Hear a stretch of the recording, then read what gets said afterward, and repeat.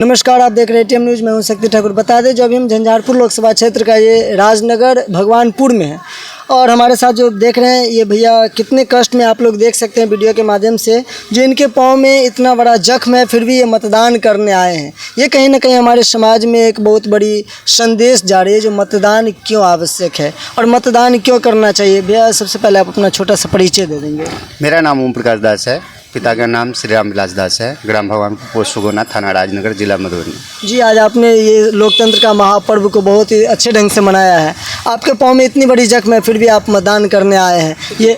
ये सब मतदान है। मतदान एक पंचवर्षीय है। पंचवर्षीय में एक बार तो मौका मिलता है मतदान करने का, तो हम तो हर आदमी से जागरूक करेंगे कि हर आदमी आके अपना अपना कीमती वोट दे।